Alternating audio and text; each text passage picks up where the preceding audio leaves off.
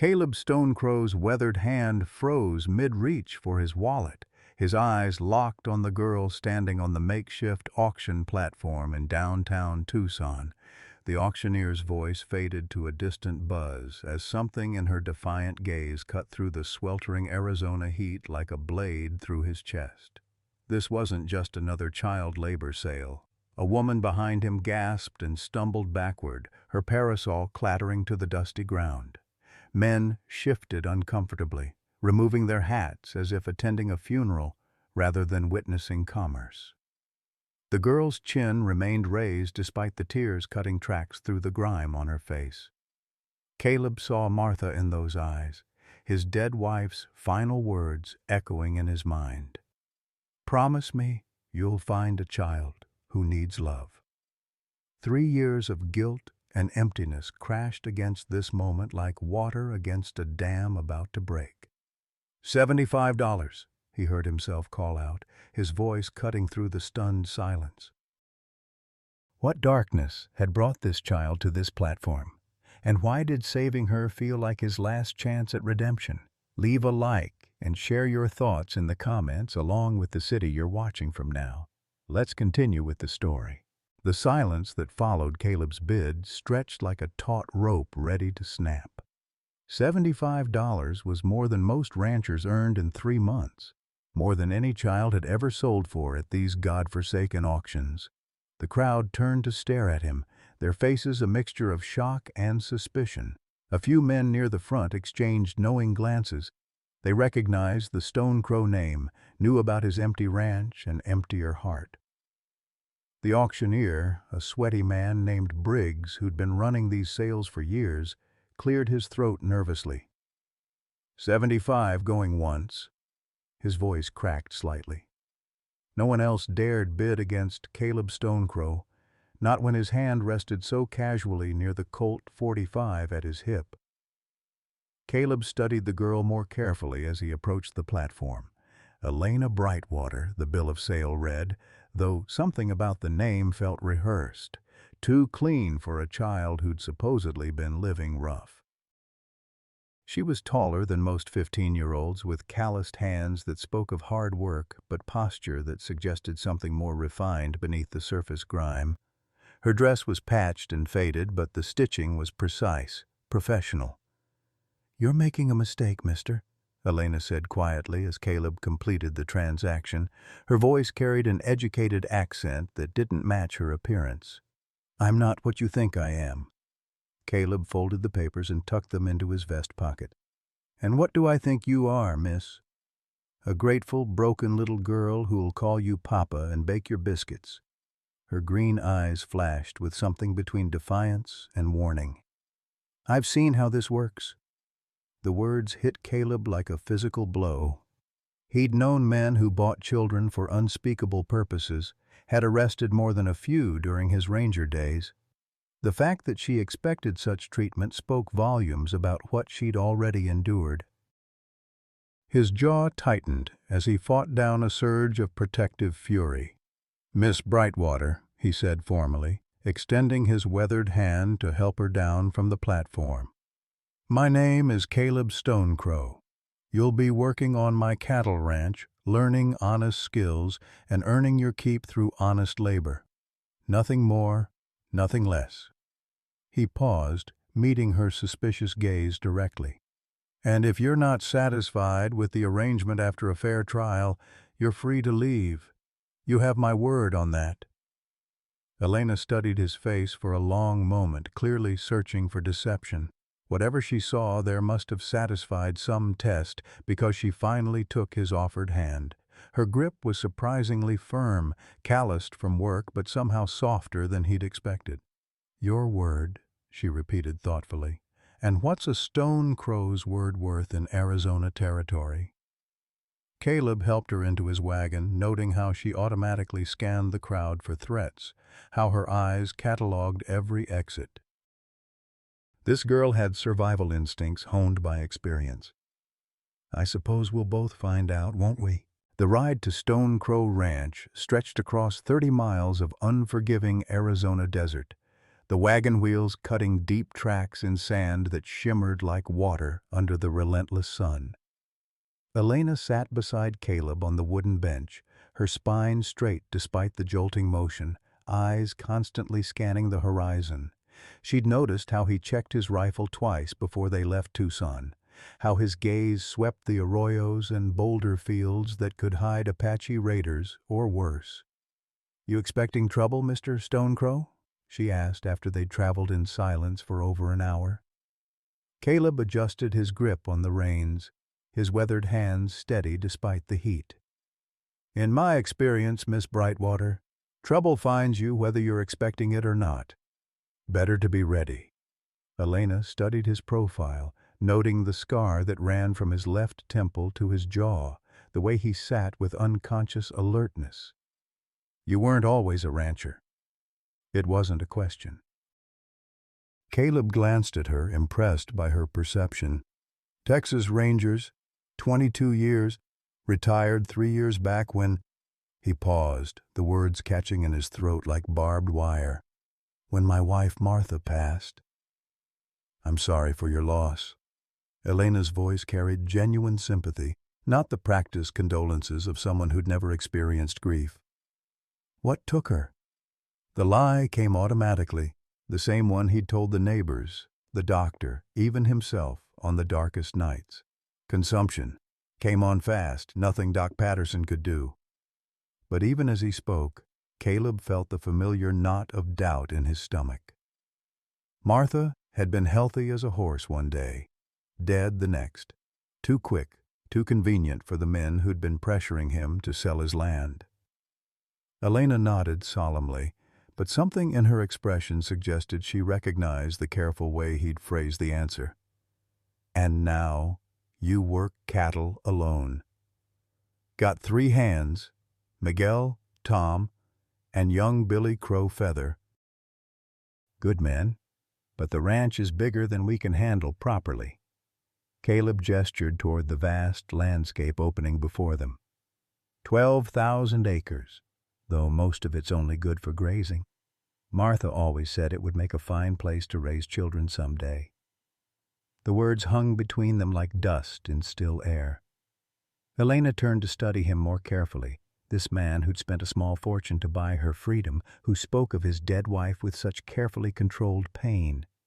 "Mr. Stonecrow," she said finally, "may I speak plainly?" "I'd prefer it, miss."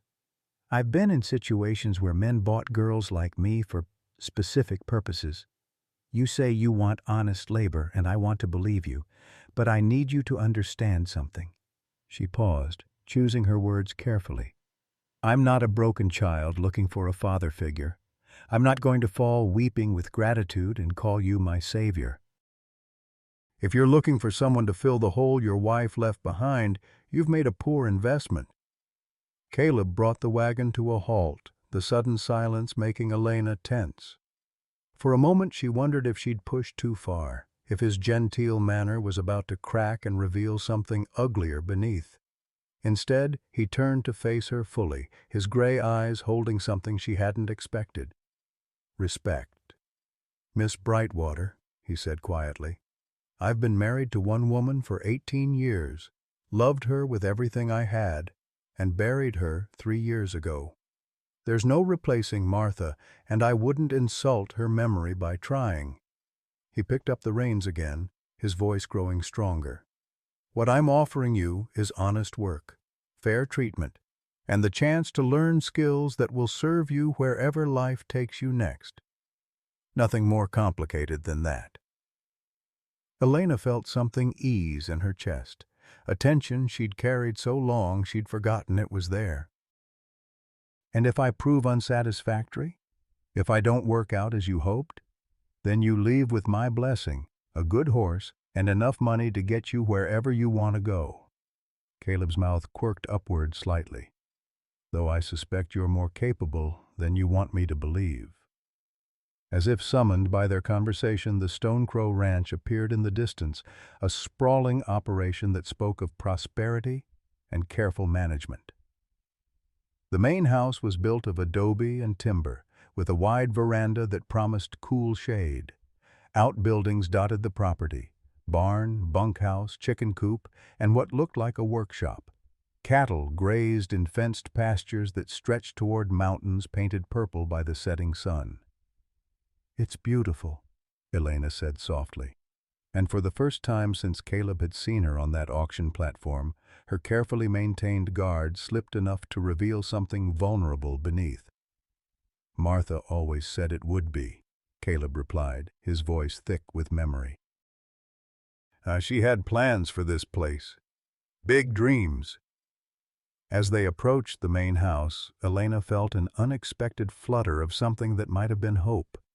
She'd learned not to trust such feelings, but something about this weathered rancher and his empty, beautiful home made her want to believe that maybe, just maybe, she'd finally found a place where she could stop running. The first week at Stone Crow Ranch passed in a careful dance of mutual assessment. Elena threw herself into the work with an intensity that surprised even Caleb's experienced ranch hands. She rose before dawn to help with milking, spent her mornings tending the vegetable garden behind the main house, and her afternoons learning to mend tack and care for the horses. But it was her evenings in Caleb's study that revealed the true depth of her capabilities. "These numbers don't add up," Elena said quietly one evening, her finger tracing a column in the ranch ledger. She'd been helping Caleb with the bookkeeping for 3 nights, ostensibly learning basic arithmetic, but her questions had grown increasingly sophisticated. "You're showing a profit on paper, but your actual cash flow suggests something different." Caleb looked up from the letter he'd been writing, his gray eyes sharp with sudden attention. "What do you mean?" Elena turned the ledger toward him, her voice taking on the precise tone of someone who understood financial complexities far beyond her supposed education. "Your cattle sales show strong returns, but your operating expenses are inflated by nearly 30%. Either your suppliers are overcharging you systematically, or money's being diverted somewhere it shouldn't be." The pen stilled in Caleb's hand. No 15-year-old girl from a child labor background should possess this level of financial acumen.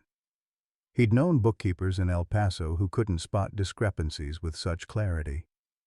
"Where did you learn to read accounts like this?" For a moment, Elena's composed mask slipped, revealing something vulnerable beneath.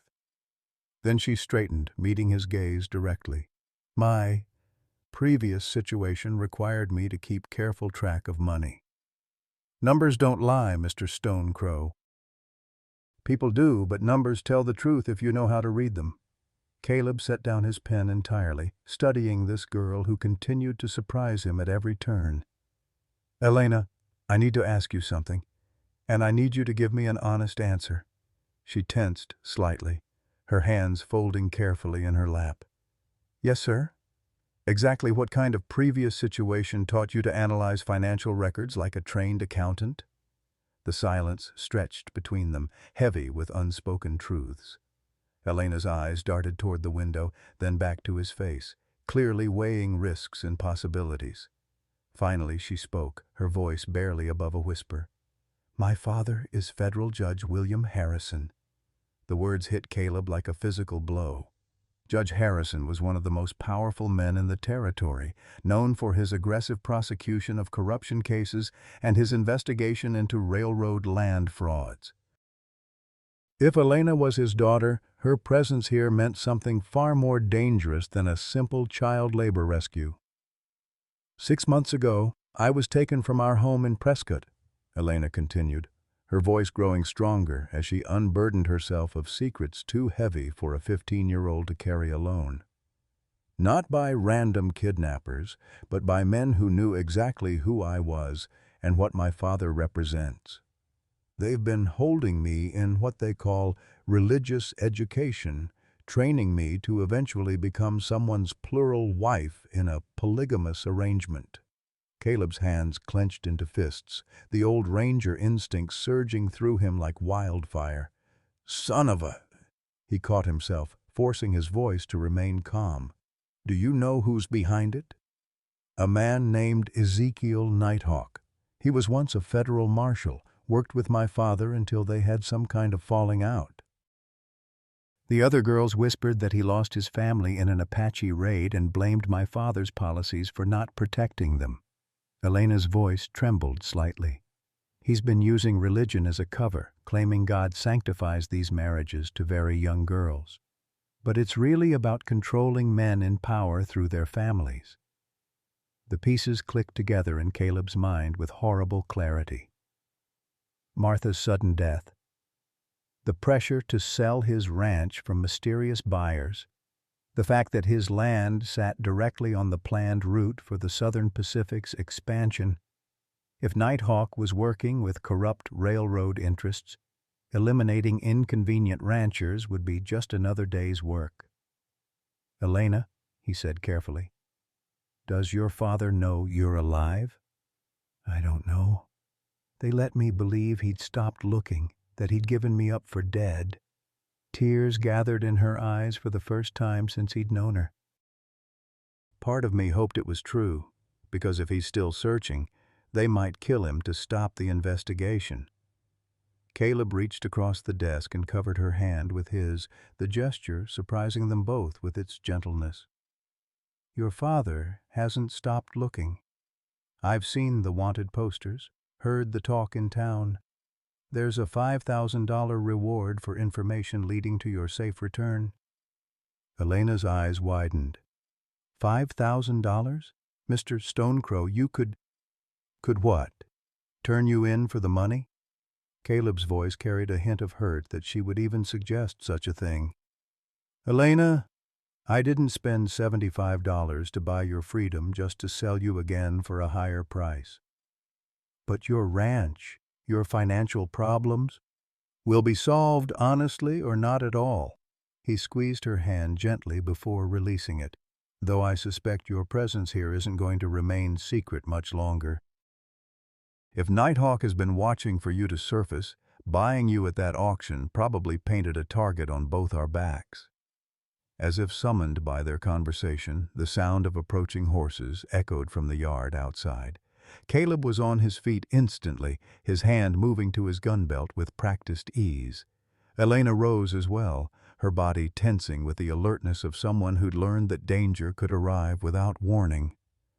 "Stay away from the windows," Caleb instructed quietly, moving toward the front of the house. "If this goes badly, there's a root cellar behind the kitchen pantry. Martha always kept supplies there."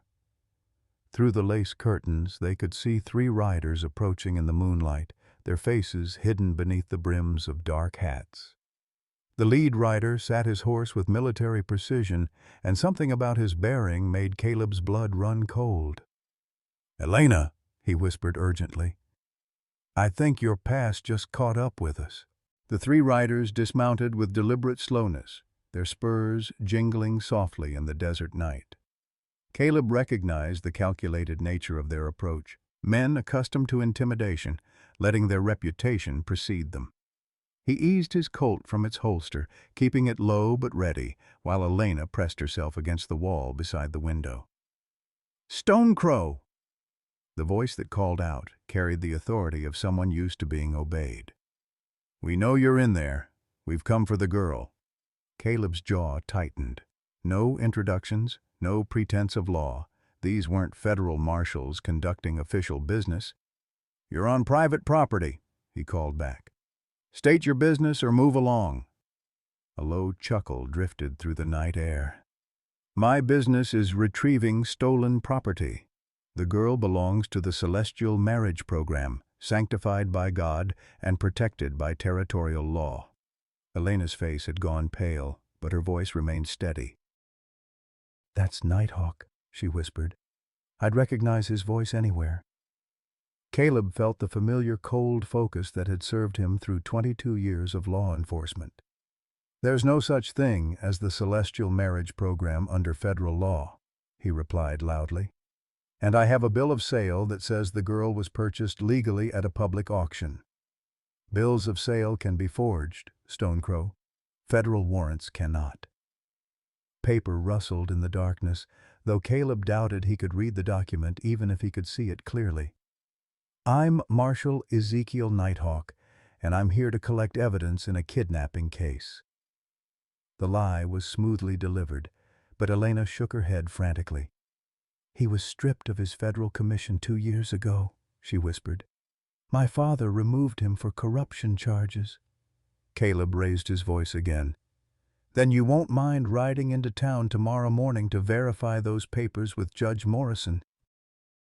He'll want to see your credentials and your warrant." Silence stretched across the yard, broken only by the restless movement of horses and the distant howl of a coyote. When Nighthawk spoke again, his tone had hardened considerably. "I'm afraid that won't be possible, Stonecrow. The girl comes with us tonight, or we'll be forced to take more direct action. Over my dead body. That can be arranged." The standoff might have continued indefinitely, but Elena stepped away from the wall, her young face set with determination. "Mr. Stonecrow," she said quietly, "there's something else I need to tell you." Caleb kept his eyes on the window, watching for movement in the yard. "Now might not be the best time for confessions, Elena." "It is if it changes everything." She moved closer, her voice dropping to barely audible. "Before they took me, I overheard my father talking to his investigator. Nighthawk isn't just running a polygamous marriage ring. He's working with the Southern Pacific Railroad, using kidnapped girls to blackmail federal judges and territorial officials into approving land grants." The pieces of the puzzle clicked together with sickening clarity. Martha's sudden death, the pressure to sell his ranch, the railroad surveys he'd noticed crossing his property without permission. His wife hadn't died of consumption. She'd been murdered because she'd discovered something that threatened their operation. "There's more," Elena continued urgently. "Your ranch sits on one of the largest silver deposits in the territory. That's why they want your land, and that's why they killed your wife when she started asking too many questions." Rage flooded through Caleb's system like molten metal, 22 years of ranger training warring with 3 years of suppressed grief and guilt. Martha hadn't died because he'd failed to protect her from illness. She'd died because evil men had murdered her, and he'd been too blind with grief to see the truth. "You're sure about this?" he asked through gritted teeth. "I kept their books, Mr. Stonecrow. I know exactly how much your property is worth to them, and I know what they're willing to do to get it." Outside, Nighthawk's patience was clearly wearing thin. "You have 60 seconds to send the girl out, Stonecrow. After that, we stop asking nicely." Caleb's mind raced through possibilities. 3 armed men against him, with Elena to protect, and no guarantee that his ranch hands would hear gunshots from the bunkhouse in time to help. The smart play would be to surrender Elena and hope the law could sort things out later. But looking at her face, seeing the trust she'd placed in him despite every reason to remain guarded, he knew he couldn't betray that faith. "Elena," he said quietly, "can you handle a rifle? My father taught me to shoot when I turned 12. He said a judge makes enemies, and his daughter should never be defenseless." Caleb moved to his gun cabinet and withdrew a Winchester repeater, checking the load before handing it to her. "There's a ladder in the kitchen pantry that leads to the attic. From there, you can cover the back of the house through the dormer window." "What about you?" "I'm going to do what I should have done 3 years ago when they killed my wife." He checked his Colt again, then moved toward the front door. "I'm going to make them pay." Elena caught his arm as he passed. "Mr. Stonecrow, they're not just criminals. Nighthawk is completely insane with grief and revenge. He believes God is speaking through him, commanding him to create a perfect society." "You can't reason with that kind of madness." "I'm not planning to reason with him, Elena." Caleb stepped onto the front porch, his boots echoing hollowly on the wooden planks. The 3 men had spread out in a semicircle, their weapons drawn but pointed downward in a show of restraint that fooled nobody. Nighthawk himself was exactly what Caleb had expected. Tall, lean, with the kind of fierce eyes that suggested intelligence twisted by loss into something dangerous. Marshal Nighthawk, Caleb said, his voice carrying the formal tone of his ranger days. Or should I say, former Marshal Nighthawk. The man's face tightened almost imperceptibly. My commission was restored by special federal order. The girl is wanted for questioning in multiple felony cases. Which girl would that be? Caleb asked mildly. I've got Elena Brightwater here, purchased legally at a child labor auction. Her papers are in order. Elena Harrison, Nighthawk corrected sharply. Daughter of federal judge William Harrison, kidnapped 6 months ago from her home in Prescott. Caleb felt a moment of genuine surprise, though he kept his face neutral. Nighthawk had just admitted to knowing Elena's real identity, which meant he'd also admitted to being involved in her kidnapping. Either the man was supremely confident in his position, or grief and obsession had made him careless. If that's true, Caleb said carefully, then you should be arresting whoever sold her at that auction, not threatening the man who bought her freedom. Nighthawk's laugh was bitter and cold. Oh, Stonecrow, you have no idea how deep this goes. That auction was conducted by my people with my approval to flush out anyone foolish enough to interfere with God's plan. Congratulations, you've played your part perfectly. The admission hung in the night air like gun smoke. Nighthawk had just confessed to multiple federal crimes within earshot of witnesses, which meant he had no intention of letting anyone leave this ranch alive. God's plan, Caleb repeated thoughtfully. And what exactly does God want with a 15-year-old girl? He wants her to fulfill her divine purpose as a wife and mother to worthy men. He wants her father to understand that his interference in sacred matters has consequences. Nighthawk's voice took on the fervent tone of true belief. Judge Harrison thinks he can destroy families in the name of federal law. I'm going to teach him what it feels like to lose everything he loves by forcing his daughter into an illegal marriage, by allowing her to find her rightful place in God's design. Nighthawk raised his weapon slightly. Now step aside, Stonecrow. Your part in this is finished. I'm afraid I can't do that. Then you'll die for her just like your wife did. The words hit Caleb like a physical blow, confirming what Elena had told him while opening wounds that had never properly healed. Martha had died because of these men, because she'd stumbled onto their conspiracy and posed a threat to their plans. The grief and guilt he'd carried for 3 years crystallized into something cold and implacable. You killed Martha. Your wife was warned to stop asking questions about missing children. She chose to ignore that warning. Nighthawk shrugged as if discussing the weather. Some people simply refuse to accept God's will. The rage that flooded through Caleb was unlike anything he'd experienced, even in his worst days as a ranger. These men hadn't just murdered his wife, they'd let him blame himself for her death, had let him carry guilt and grief that should have been theirs. They'd destroyed his life as casually as they might swat a fly. Mr. Stonecrow? Elena's voice drifted down from the attic window, calm and clear. I can see 2 more riders approaching from the north, and there's movement in the bunkhouse.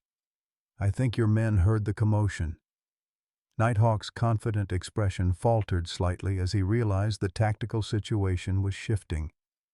What had begun as a simple intimidation had become something more complex, with unknown variables and multiple armed parties converging on the same location.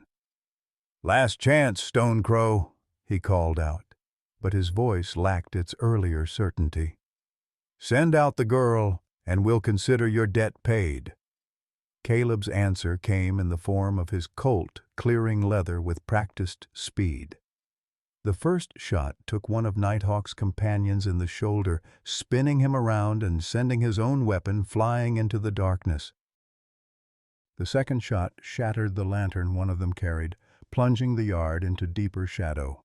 "Elena!" he shouted. "Light them up!" The Winchester's sharp crack from above punctuated his words, and another of Nighthawk's men cried out as Elena's bullet found its mark. The careful standoff had dissolved into chaos, exactly as Caleb had intended.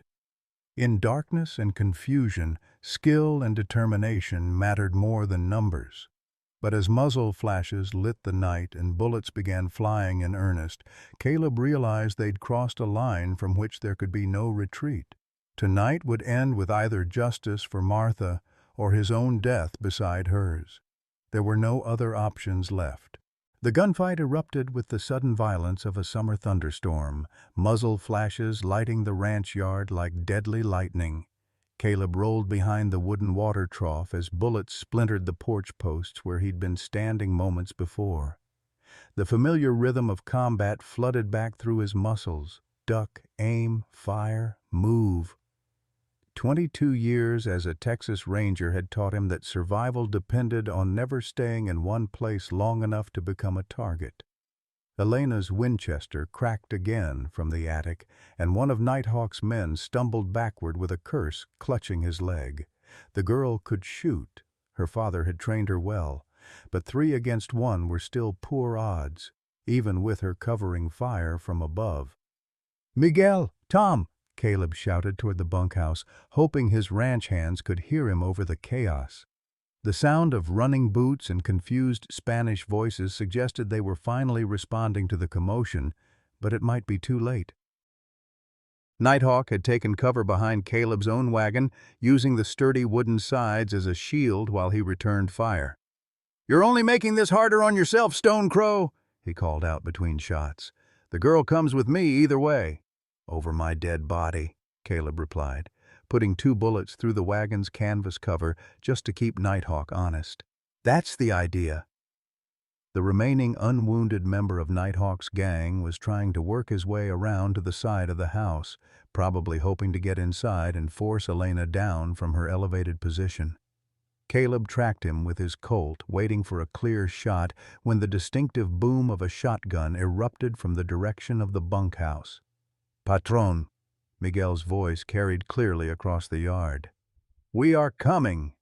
Tom Bradley's answering war whoop suggested that Caleb's ranch hands were finally in the fight, evening the odds considerably. But the tactical situation was still chaotic, with multiple shooters in darkness and the risk of hitting allies rather than enemies. Elena's voice drifted down from the attic window, calm despite the violence raging below.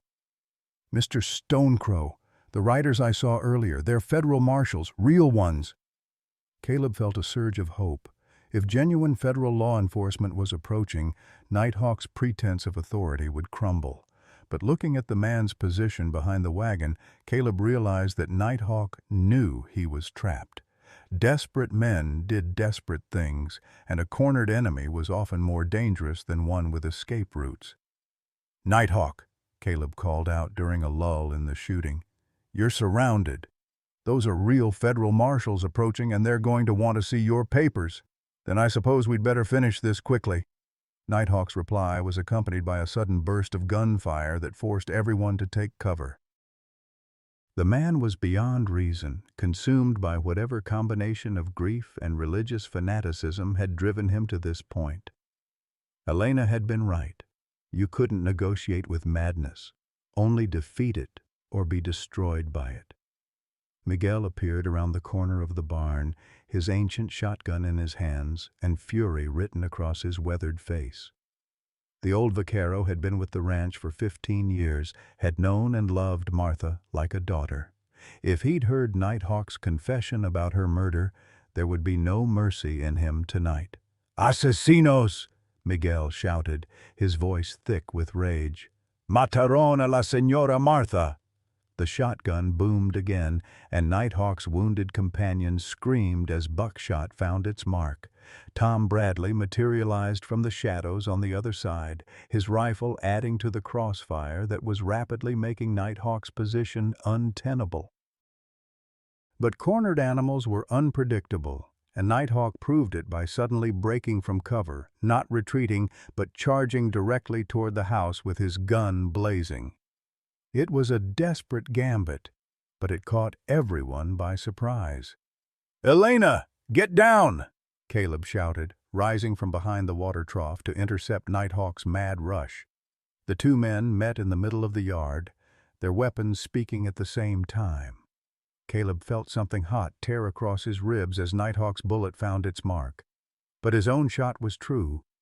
The .45 slug caught Nighthawk's center mass and spun him around like a child's top. But the man didn't go down. Whether it was religious fervor, pure hatred, or just the stubborn refusal to die that some men possessed, Nighthawk staggered upright and raised his gun for another shot. "You killed my family!" he screamed, his voice cracking with pain and rage. "Harrison's policies, his weakness with the Apache, they all died because of him." Caleb saw the truth then, written in Nighthawk's eyes and the tears that tracked through the dust on his face. This wasn't just about money or land or even revenge.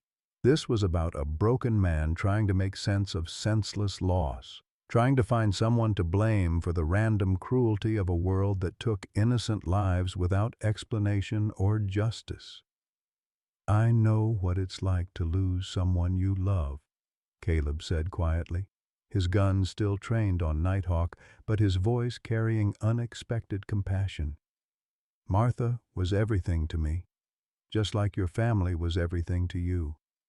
But killing innocent girls won't bring them back." "Innocent?" Nighthawk laughed bitterly, blood frothing at the corners of his mouth. "There's no such thing as innocent in this world, Stonecrow. We're all just beasts pretending to be civilized, and the strong take what they want from the weak." "That's not true." Elena's voice cut through the night air as she appeared on the front porch, her rifle still ready but no longer aimed. "My father isn't weak, and neither is Mr. Stonecrow. They're strong enough to protect people who can't protect themselves." Nighthawk's eyes focused on her with the intensity of a man seeing his own damnation made manifest. "You don't understand, child. Your father destroyed families in the name of law. I'm just balancing the scales. By destroying more families, by turning yourself into the very thing you claim to hate." Elena stepped closer, her young voice carrying wisdom that should have been beyond her years. "My father prosecuted polygamists because children were being hurt, because girls my age were being forced into marriages with old men who already had multiple wives. He was protecting us. He was destroying the natural order. God ordained that the strong should rule, that the righteous should be fruitful and multiply." The sound of approaching horses grew louder, and torchlight flickered in the distance as the federal marshals Elena had spotted finally reached the ranch. Their arrival would end this confrontation one way or another, but Caleb could see in Nighthawk's eyes that the man had no intention of surrendering. "It's over, Nighthawk," Caleb said quietly. "Put down your weapon, and maybe we can sort this out." Instead, Nighthawk raised his gun toward Elena, his face twisted with the kind of hate that burned everything it touched. "If I can't have her, Harrison will never see her again." Time seemed to slow as Caleb watched Nighthawk's finger tighten on the trigger. The federal marshals were still too far away to intervene. Miguel and Tom were reloading behind cover. Elena was exposed on the porch with nowhere to run. There was only one choice left. Caleb threw himself forward, his body intercepting the line of fire between Nighthawk's gun and Elena just as the weapon discharged. The bullet meant for her tore through his shoulder instead, spinning him around and dropping him to his knees in the dust. But his own Colt was still in his hand, and muscle memory guided it even as pain clouded his vision. The shot was perfect, a clean hit to Nighthawk's heart that dropped him instantly, his weapon falling from lifeless fingers to clatter on the hard-packed earth. "Mr. Stonecrow!" Elena was beside him in an instant, her hands pressing against his wounds to stem the bleeding. "Don't you dare die on me, not after everything we've been through." Caleb managed a weak smile despite the fire spreading through his shoulder and ribs. "Not planning on it, Elena." "Takes more than a madman's bullets to put down an old ranger." The federal marshals thundered into the yard, their torches turning night to day as they surveyed the scene of carnage. The lead marshal, a grizzled veteran named Sam Houston Davis, dismounted and approached cautiously, his badge glinting in the firelight. "Someone want to explain what happened here?" Davis asked, his sharp eyes taking in the bodies, the blood, and the teenage girl frantically trying to stop a wounded man from bleeding out. "Marshal Davis," Elena said without looking up from her efforts to bandage Caleb's wounds.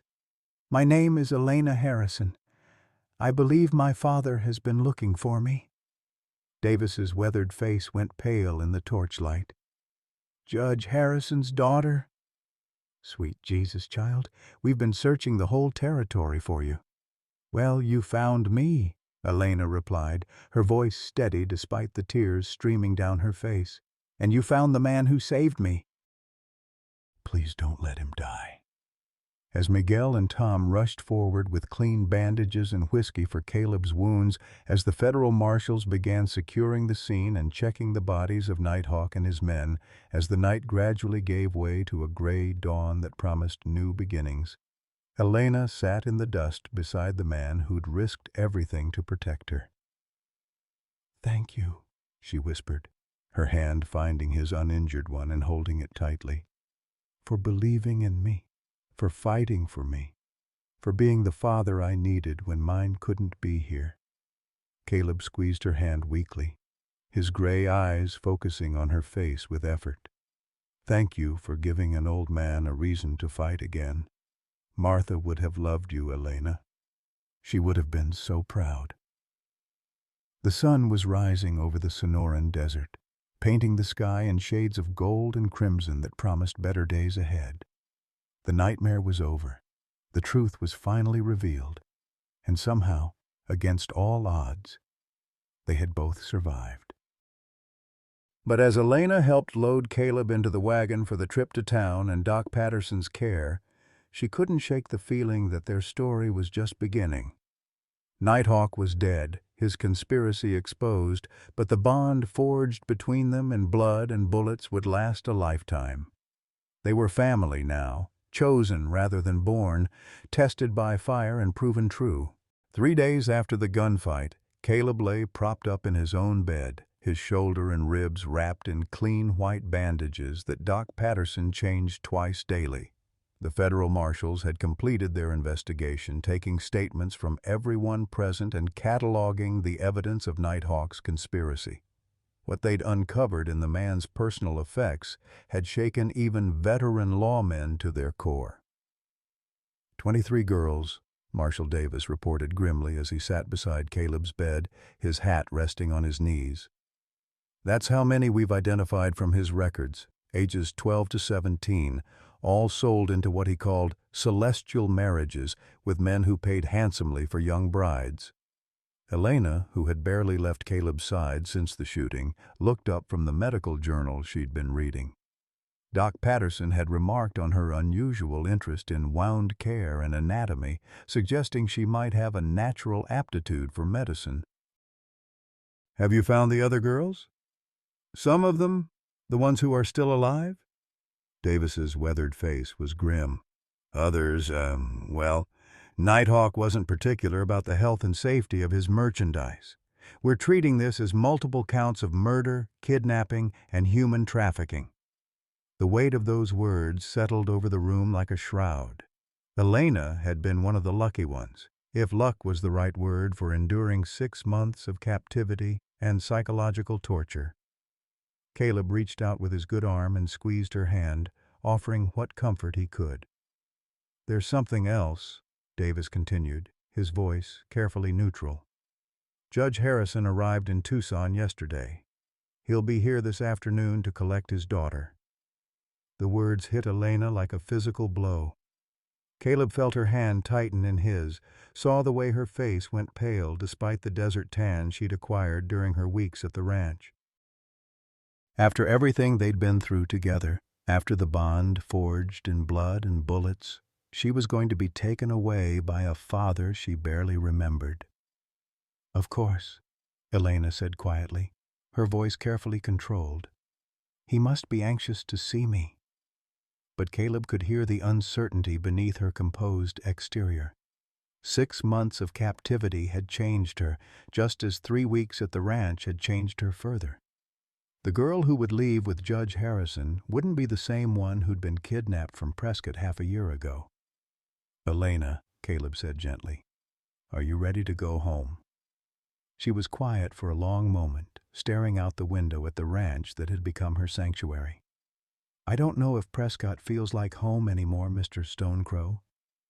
My father and we were never particularly close before all this happened. He was always traveling, always working on cases, always fighting corruption somewhere. Our housekeeper raised me more than he did." The admission hung heavy in the air. Caleb understood the complexity of her feelings, the way trauma could reshape a person's entire worldview.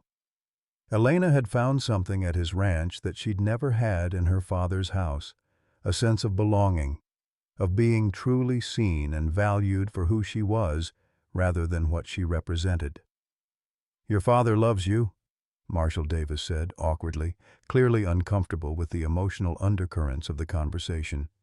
"He's moved heaven and earth looking for you, offered rewards, called in favors, threatened to expose every corrupt official in the territory if they didn't cooperate with the search."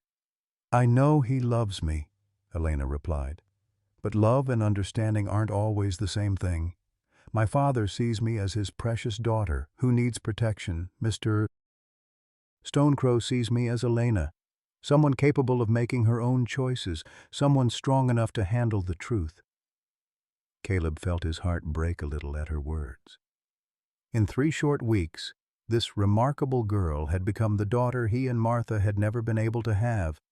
The thought of losing her to her biological father, no matter how well-intentioned, felt like losing Martha all over again. "Elena," he said carefully, "your place is with your father. He's your family, your blood. He can give you things I never could: education, opportunities, a real future. Can he give me a home where I'm needed, where what I do matters?" Elena's green eyes flashed with passionate intensity.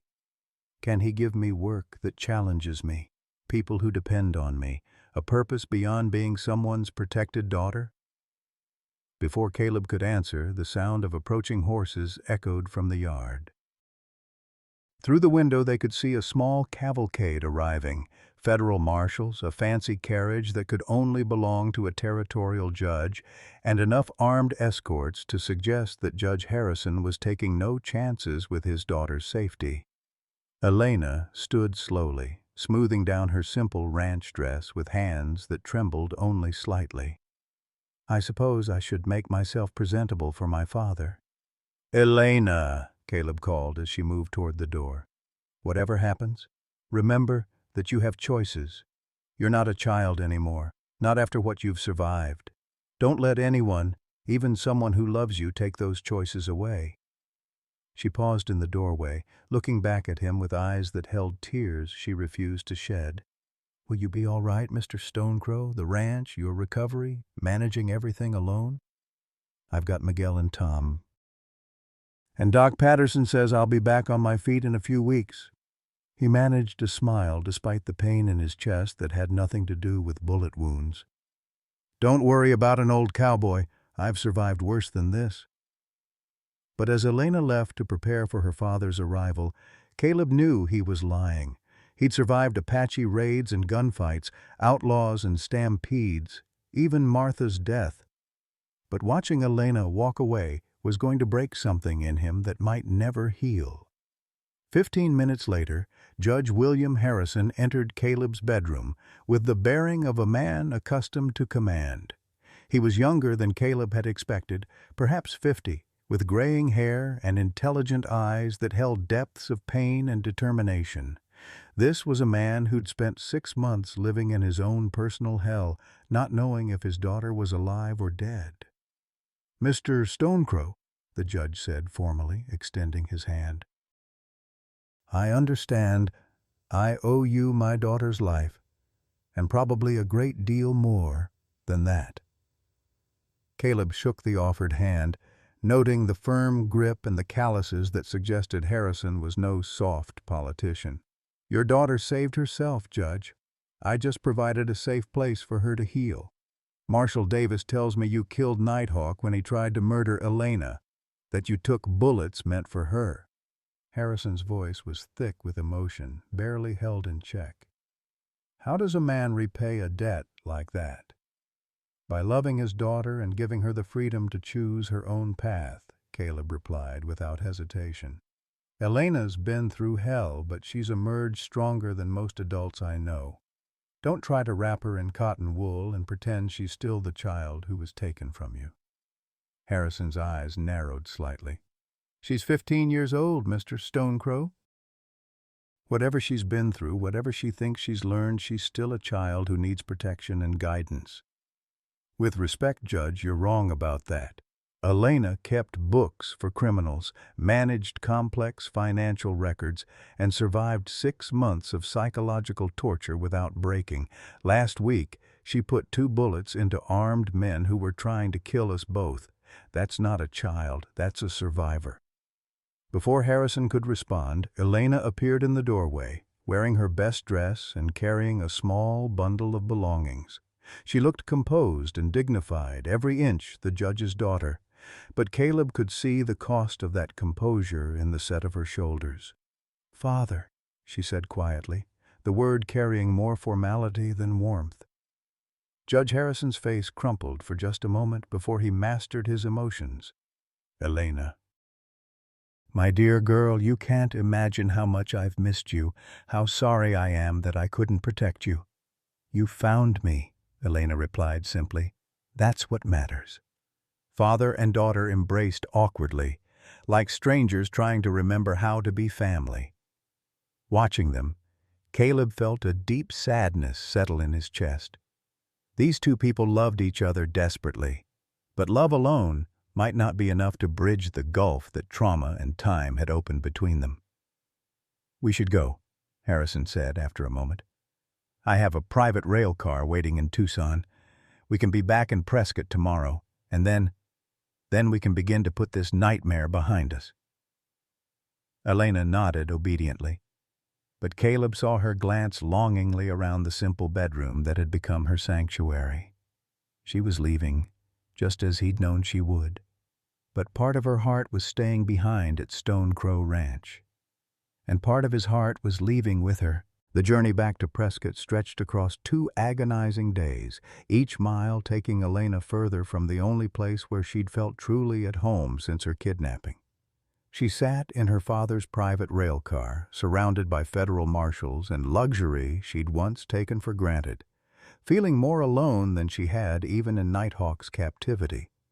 At least then, she'd had hope of rescue. Now she was being rescued from her rescue, taken away from the man who'd become more of a father to her in 3 weeks than Judge Harrison had been in 15 years. "You're very quiet, my dear," Judge Harrison observed as the train rolled through the Arizona countryside. He'd barely left her side since they'd departed Stone Crow Ranch, as if afraid she might disappear again if he looked away. "Are you feeling unwell?" Elena gazed out the window at the passing desert, thinking of Caleb lying wounded in his bed, probably wondering if she'd already forgotten him. "I'm fine, Father." "Just tired." But she wasn't fine. The careful emotional equilibrium she'd built during her weeks at the ranch was crumbling with every mile. She felt like a plant being torn from soil where it had finally learned to grow, transplanted back to ground that no longer felt fertile.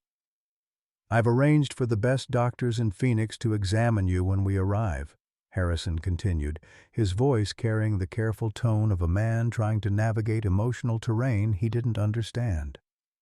"Dr. Whitman specializes in cases like yours, young women who've endured traumatic experiences. He can help you process what happened, help you heal. Cases like mine?" Elena turned from the window, her green eyes sharp. "What exactly is my case, Father?" Harrison looked uncomfortable, clearly having expected gratitude rather than challenging questions. "You've been through a terrible ordeal, Elena.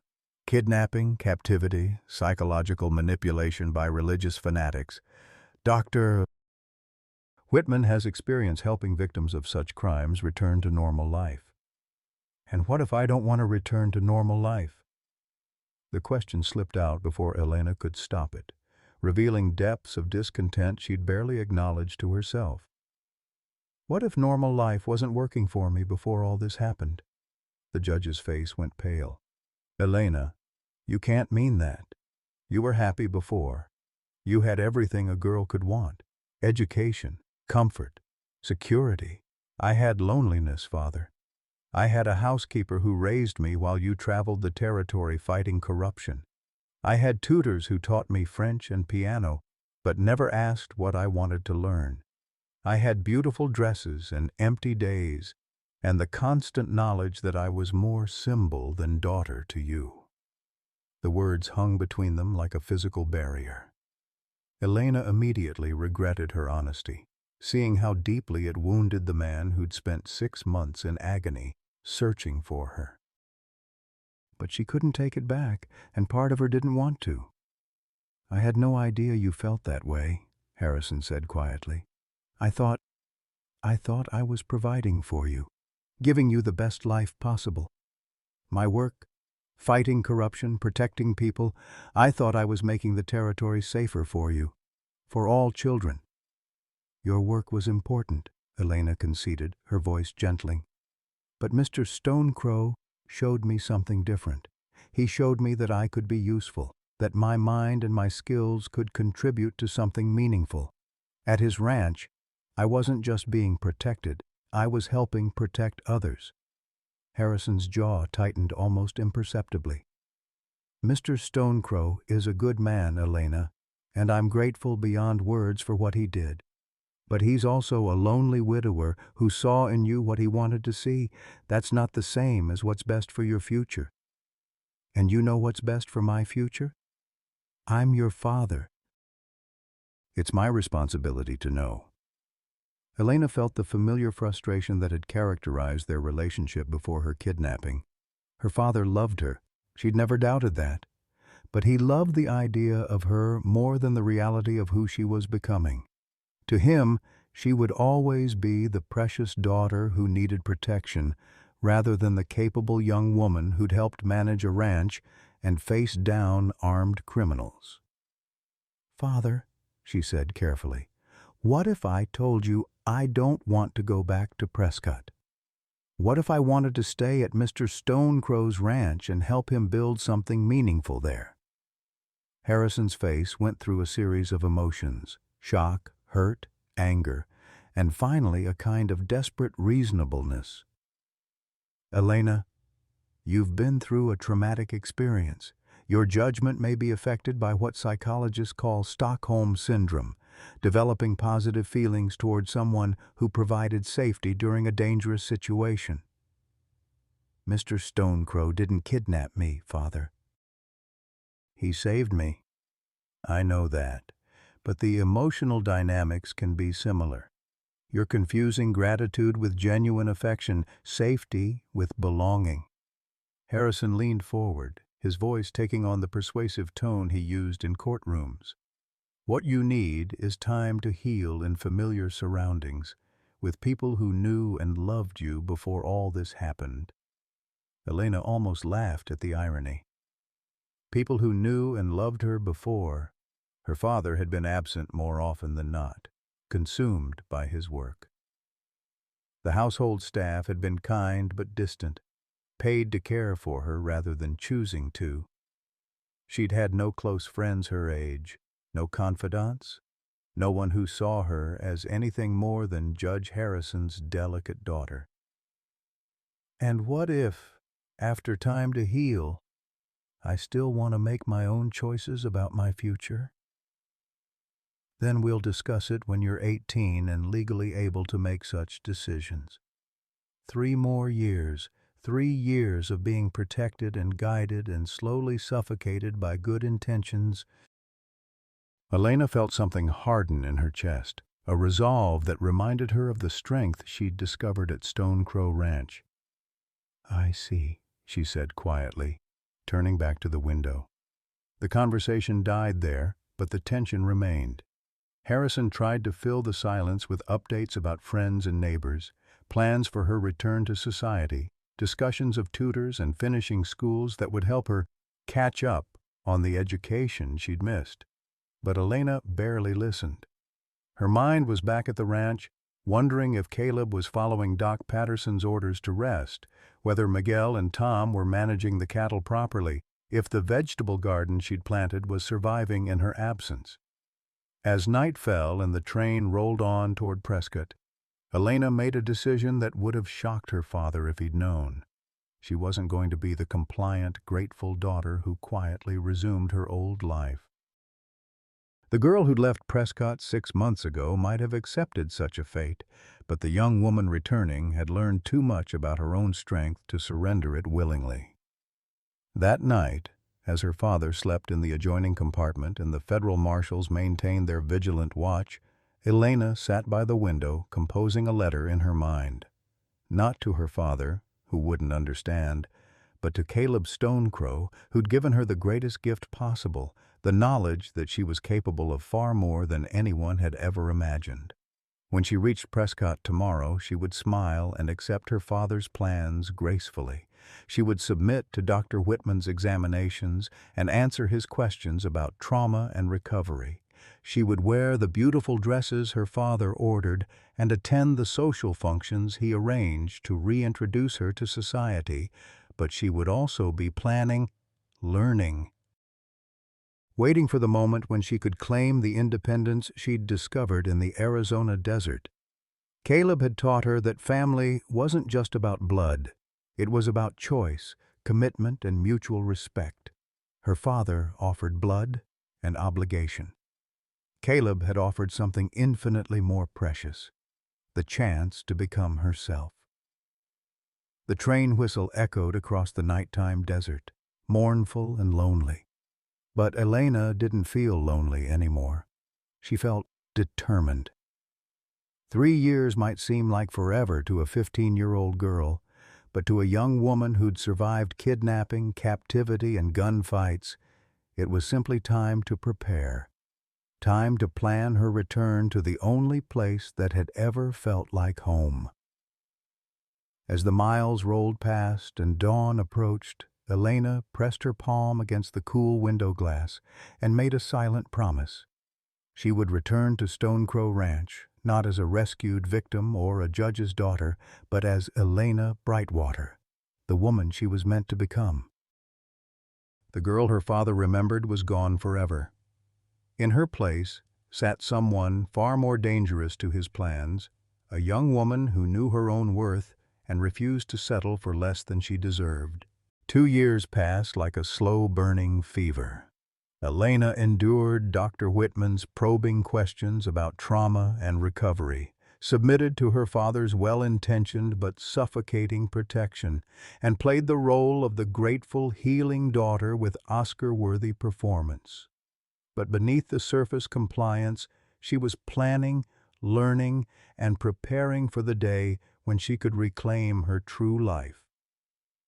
The revelation came on a rain-soaked Thursday in November, hidden in a stack of territorial newspapers her father brought home from his office. Elena was 17 now, officially considered recovered by Dr. Whitman and gradually being reintegrated into Prescott society. She'd become skilled at appearing interested in the social gatherings and cultural events that were supposed to restore her to normal, feminine pursuits, while secretly corresponding with contacts throughout Arizona territory who could provide information about Caleb and the ranch. But this particular newspaper contained something that stopped her heart cold. "Stonecrow Ranch Foreclosure Announced," read the headline in the Tucson Weekly Herald. "Former Texas Ranger loses family property to outstanding debts." Elena's hands trembled as she read the devastating details. Caleb's injuries from the gunfight had been more severe than anyone realized, keeping him bedridden for months and unable to work the ranch effectively. A severe drought had decimated the cattle herds, while legal fees from the federal investigation into Nighthawk's conspiracy had drained his remaining savings. The bank was foreclosing in 2 weeks, selling everything at public auction to pay his debts. The newspaper fell from her nerveless fingers as the full horror of the situation crashed over her. While she'd been playing the role of recovered daughter, attending tea parties and embroidery circles, Caleb had been fighting a losing battle to save the ranch that represented everything Martha had dreamed of building. The man who'd risked his life to save her was losing everything, and she hadn't even known he was in trouble. "Elena?" Judge Harrison's voice came from the doorway, tinged with concern. "You look pale, dear. Are you feeling unwell?" Elena stared at her father, seeing him with sudden crystalline clarity. Here was a man who claimed to love her, but had systematically cut her off from everyone and everything that mattered to her actual happiness. He'd intercepted her correspondence, monitored her activities, and wrapped her in such protective isolation that she hadn't even known her true family was in crisis. "Father," she said quietly, her voice carrying a steel he'd never heard before, "we need to talk." Something in her tone made Harrison step fully into the room, his experienced eyes taking in her posture, her expression, the newspaper scattered at her feet. "What's troubling you?" Elena rose from her chair with deliberate grace, every movement controlled despite the fury building in her chest. "You've been intercepting my letters." It wasn't a question. Harrison's slight flinch confirmed what she'd suspected for months. The careful isolation, the way her attempts to correspond with people in Arizona had gone unanswered, the suspicious lack of information about events beyond Prescott. It all made sense now. "Elena, I can explain. Can you explain why the man who saved my life is losing his ranch while I've been trapped in this gilded cage, playing at being your perfect daughter?" She gestured toward the newspaper.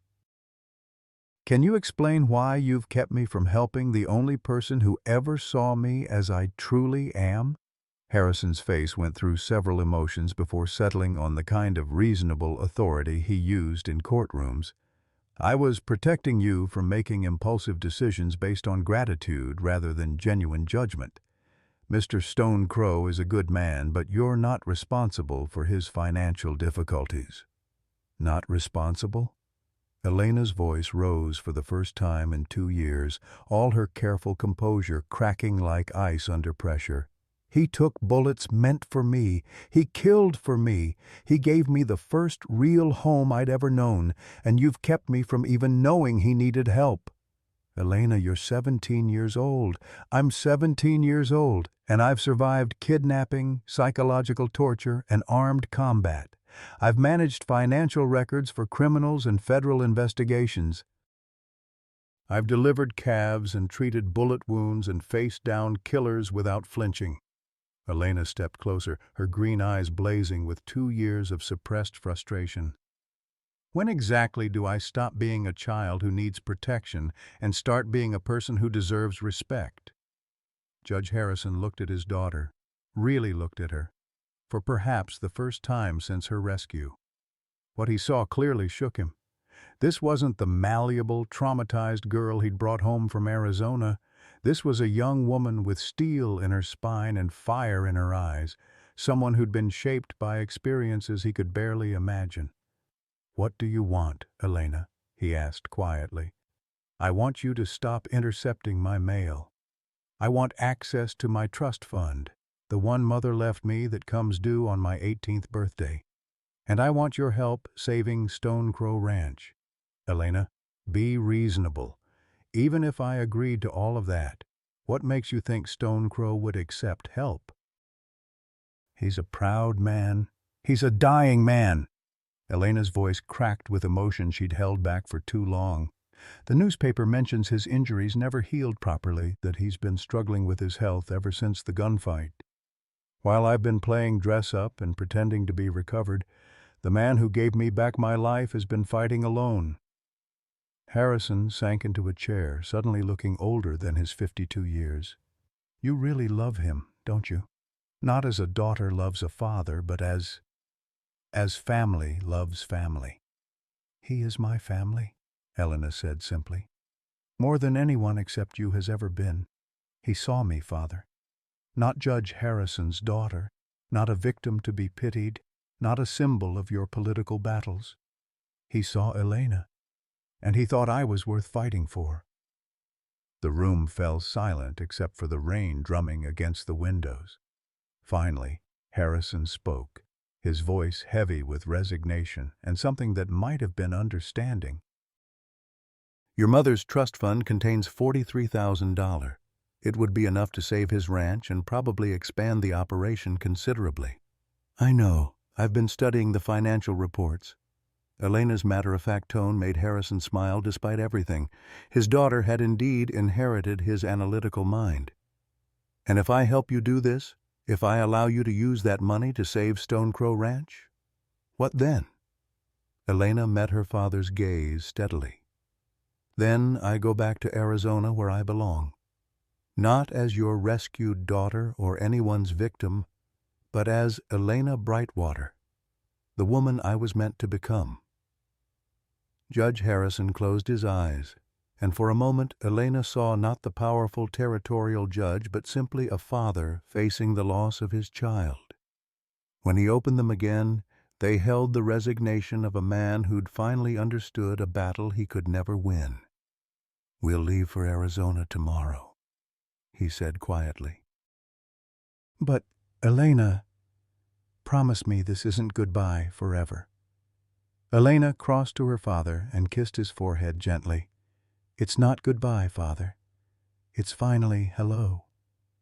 The stagecoach journey from Prescott to Tucson felt like traveling backward through time, each mile bringing Elena closer to the life she'd been forced to abandon.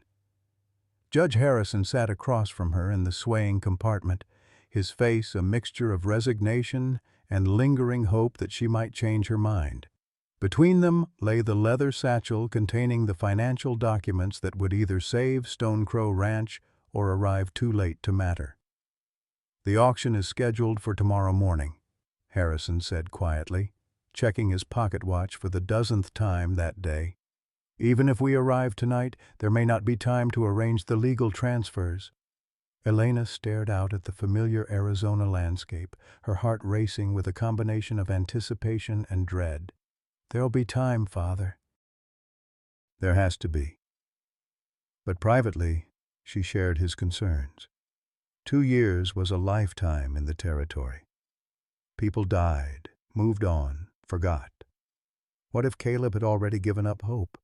What if illness had claimed him, as the newspaper had hinted?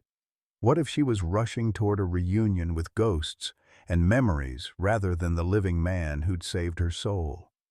The stagecoach station in Tucson was bustling with the usual mixture of miners, ranchers, and territorial officials conducting business. Elena stepped down from the coach with legs that trembled slightly, not from the journey but from the weight of returning to a place where she'd experienced both her greatest trauma and her deepest healing. Miss Harrison? The voice belonged to a young man in a deputy's uniform, his face earnest and official. I'm Deputy Marshal Collins. Your father sent word ahead about your arrival. Judge Harrison emerged from the coach, his authoritative bearing immediately commanding respect.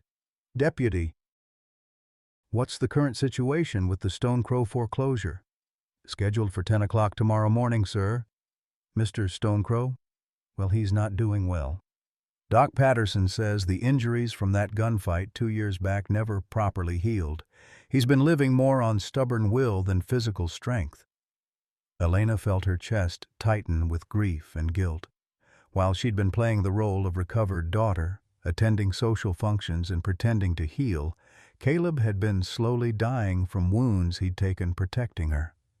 The weight of that knowledge was almost unbearable. I need to see him, she said quietly.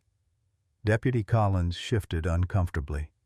Miss Harrison, I should warn you, he's not the same man who fought off Nighthawk's gang. The ranch is in poor condition. The young man struggled for diplomatic words. He's given up, ma'am. Been drinking heavy since he got word of the foreclosure. Some folks say he's just waiting to die. The words hit Elena like physical blows. but they also strengthened her resolve. Caleb Stonecrow had saved her when she was broken and hopeless. Now it was her turn to return the favor. The ride to Stonecrow Ranch in a hired wagon felt both eternal and too short. Elena's hands clasped and unclasped in her lap as familiar landmarks appeared and disappeared. The distinctive mesa where she'd first learned to shoot, the creek where she'd helped deliver that calf, the stand of cottonwoods where she and Caleb had sat in the evenings discussing ranch management and life philosophy. But when the ranch finally came into view, Elena's heart nearly broke. The neat, prosperous operation she remembered had deteriorated into something that looked more like a ghost town. Fences were down, buildings needed repair, and the cattle pastures that had once teemed with healthy livestock now held only a few scrawny animals and tumbleweeds. "Dear God," Judge Harrison whispered, seeing through his daughter's eyes the magnitude of what had been lost. The main house looked the worst of all. Paint was peeling from the walls, the front porch sagged under accumulated neglect, and several windows were boarded up. This wasn't just financial ruin, it was the visible manifestation of a broken man's surrender to despair. Elena climbed down from the wagon before it had fully stopped, her feet carrying her toward the front door with muscle memory that 2 years hadn't dimmed. She knocked gently, then more firmly when there was no response.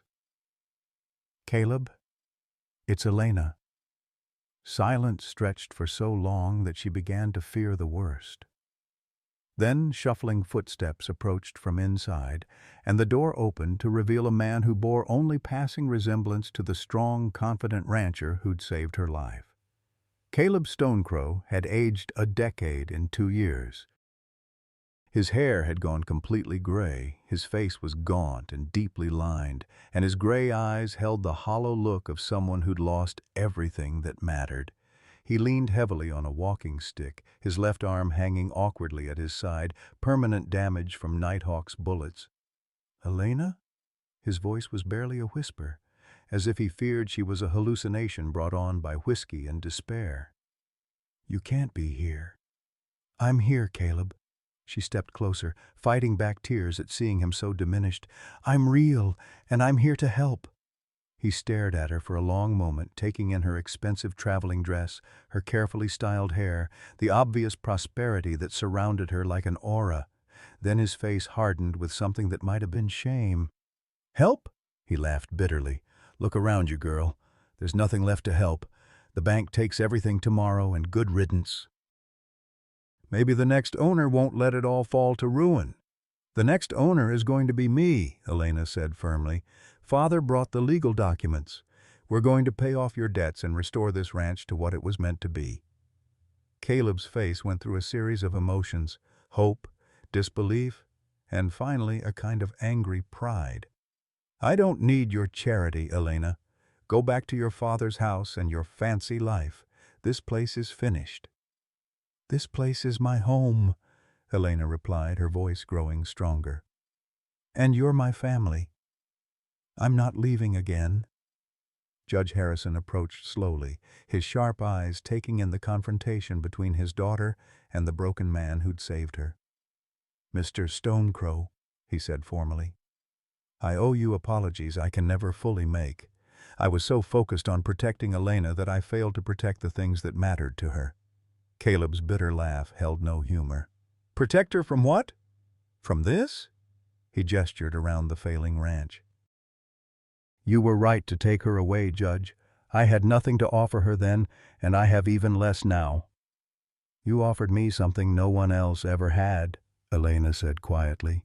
"You saw me as I really was, not as what you wanted me to be. You gave me purpose, responsibility, and the knowledge that I was capable of far more than anyone imagined." "Pretty words," Caleb replied, but some of the hardness had left his voice. "But words don't pay debts or restore dead cattle or fix broken bodies." Elena reached into her traveling bag and withdrew a thick envelope. "No, but money can handle the debts. Proper management can restore the cattle, and time can heal even the deepest wounds, if you're willing to let it. She held out the envelope, her green eyes blazing with determination. $43,000, Caleb. Enough to pay off the bank, repair the buildings, restock the herds, and turn this place into the showpiece ranch Martha always dreamed it could be. Caleb stared at the envelope as if it contained poison rather than salvation. I can't take your inheritance, Elena. It's not right. It's not charity, Elena replied firmly. It's an investment. I want to be your partner, Caleb. Full partner in rebuilding Stone Crow Ranch into something greater than it ever was. Judge Harrison stepped forward, his voice carrying the authority of his legal position. The documents are all prepared, Mr. Stone Crow. Elena would hold a 51% stake in the ranch, giving her legal authority to make decisions about its management and future. In return, she'll provide the capital needed for restoration and ongoing operations. Caleb's eyes moved between father and daughter, clearly struggling to understand what was really being offered. You're saying you want to give up your comfortable life in Prescott to come back here and, what, play at being ranchers? I'm saying I want to come home, Elena replied simply. I'm saying I want to work alongside the man who taught me that family isn't about blood. It's about choice and commitment and refusing to give up on the people you love. For the first time since they'd arrived, something like hope flickered in Caleb's hollow eyes. Elena, you're 17 years old. You have your whole life ahead of you, opportunities I could never provide. I'm 17 years old and I know exactly what I want, Elena interrupted. I want to build something meaningful with someone who values what I can contribute. I want to create a legacy that honors Martha's memory and your sacrifice. I want to prove that love and determination can overcome any obstacle. Caleb was quiet for a long moment, his gaze moving around the failing ranch before returning to Elena's face. When he spoke, his voice was thick with emotion barely held in check. Your father's going to let you do this? Give up everything to come back to a broken-down ranch with a broken-down man? Judge Harrison sighed heavily. I've learned that my daughter is going to follow her heart regardless of what I want. I can either support her choices or lose her entirely. I'd rather have her happy in Arizona than miserable in Prescott. Elena stepped closer to Caleb, close enough to see the tears gathering in his eyes. Martha left you a letter, didn't she? Hidden somewhere in the house, meant to be found if something happened to her? Caleb's sharp intake of breath confirmed her guess. How did you... Because she loved you enough to plan for the worst while hoping for the best. What did she tell you in that letter, Caleb? His voice was barely audible. She said if God took her early, I should find a child who needed love and give them the home we'd always dreamed of providing. Elena smiled through her own tears. Then don't you think it's time to stop fighting fate and start accepting the gifts it's trying to give you? As the Arizona sun set over the failing ranch, painting the sky in shades of gold and crimson that promised better days ahead, Caleb Stone Crow finally reached out and took the envelope from Elena's hands. Partners? He asked quietly. Family, Elena corrected, and for the first time in 2 years, both of them were finally home. Message for American seniors, 55 to 68. Have you ever felt like your best years were behind you, that your dreams died with your youth?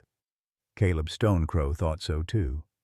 At 48, recently widowed and facing financial ruin, he believed his chance for family and purpose had passed forever. But sometimes God places exactly the right person in our path at exactly the right moment, not the family we expected, but the family we needed. When Caleb rescued 15-year-old Elena from a child labor auction, he thought he was saving her. Instead, she saved him, proving that love isn't bound by blood, age, or circumstance. Their story reminds us that it's never too late for a second chance. Never too late to build something meaningful. Never too late to discover that our greatest chapters might still be unwritten. Sometimes the most beautiful families are the ones we choose. The ones forged not by genetics but by commitment, sacrifice, and unconditional love. What's your second chance story? Have you ever found family in unexpected places? Share your thoughts below. We'd love to hear how life surprised you with blessings you never saw coming.